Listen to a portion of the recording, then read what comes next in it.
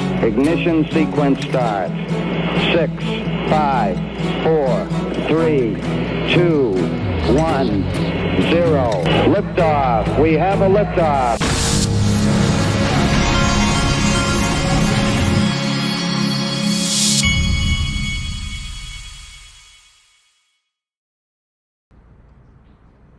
Hey everybody, this is the Digital Asset Investor, and look what we have here. Kraken looking to raise $100 million in preparation for a 2025 IPO. Well, guess who has Kraken? Guess who has Kraken? I'm not sure if they've got it live on the platform now, but it's worth checking out. But it's not just Kraken. I mean, there are several things. Linqto itself is planning to IPO this year. You have several different plays that are on Linqto that are planning to go IPO this year.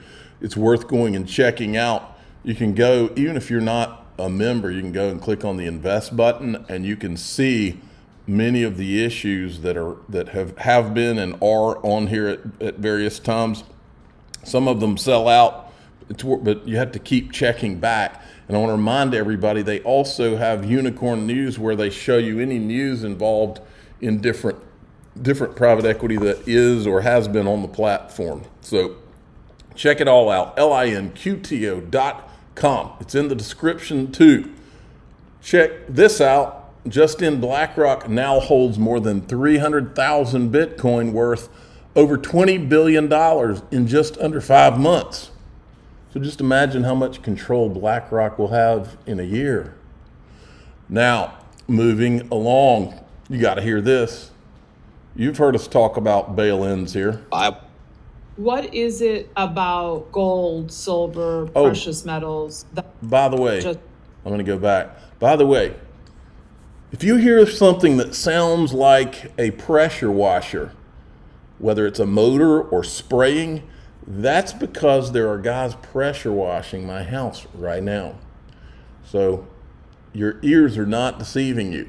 It is a pressure washer, but as you know, we don't really do edits on this channel because I'm not really that technologically savvy, and so it's easier for me to just go with it.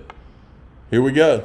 Bail-ins. What is it about gold, silver, precious metals that just changed the way you look at the world, really? Like, why do you, because now you believe it's essential to own commodities, correct?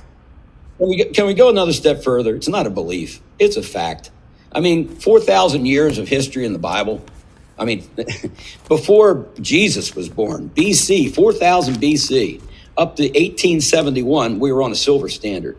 I think we'll all be able to figure out how to go back to silver. But silver is finite. Silver's been referenced in the Bible. And every Sunday we hold a sermon by Pastor Belcher of Church of the Open Door. And every Sunday we talk about a sermon that has to do directly with silver in the Bible. More so silver than gold because of the mining ratios. We could get into that, but the mining ratios right now are about 7.1, whereas the paper ratios are 80 to 1. I saw this was happening, and I got out of the gold position that I was in at 120 to 1, and with the VIG, I got out at 107. So I got 107 ounces of silver for every 1 ounce of gold. I know what's going on. And now as that ratio compresses in the opposite direction, I plan on getting out. I'm one of the reasons I'm watching this, I have a feeling, it's a gut feeling, but it's being substantiated in a couple other areas, that we might see gold and silver go 1 to 1. And if that happens, you're going to wind up with 80 times more gold than you would if you bought the gold instead of silver. What? Wow. Okay. Check this out. The long-awaited big explosion in XRP is coming very soon. Are you ready? I'm ready. I was born ready. Been ready. Check this out from Subjective Views. How easy is it to apply those? Look, this is a guy from the global head of DTCC. When you think DTCC, you think all the money. You think quadrillions. How easy is it to apply those career-long criteria in an industry which is nascent, like digital assets?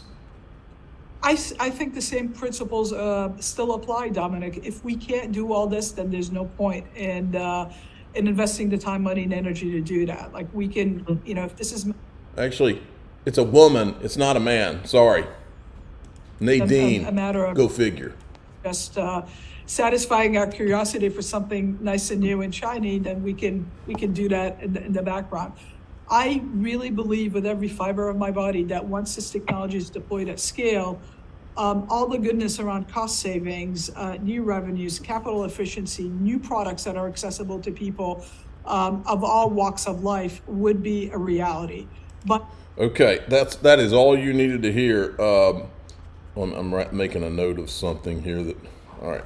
Okay.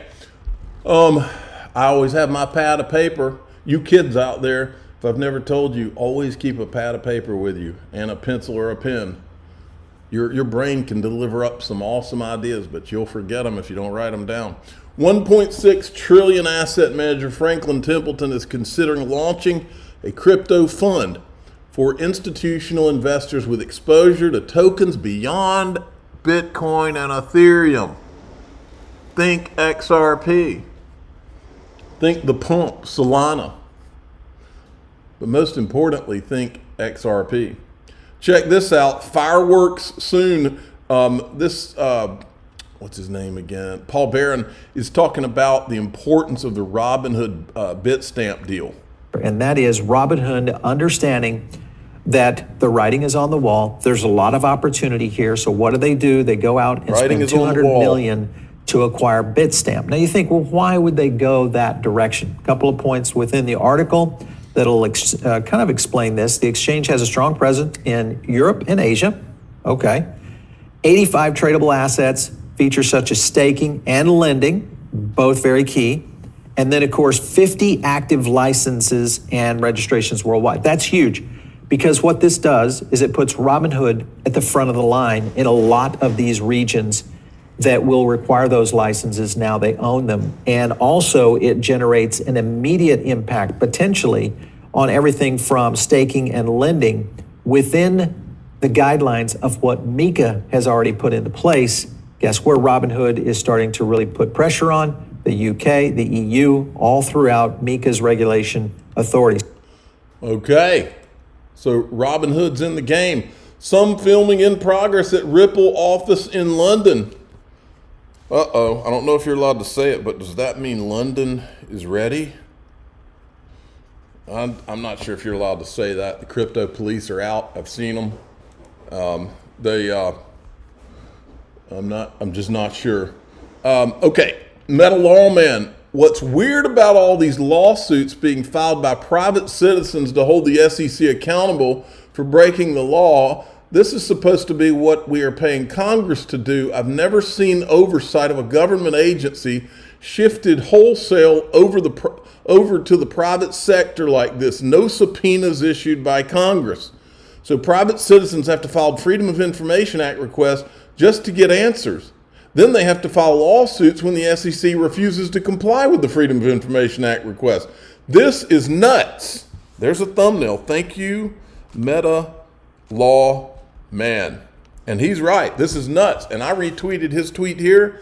And you know who I directed it at? Two guys. Patrick McHenry, who told Gary, if you don't start doing the right thing, we're going to subpoena you. And he didn't do it, and he hasn't done it. And Patrick McHenry ought to be ashamed of himself, and so should Tom Emmer.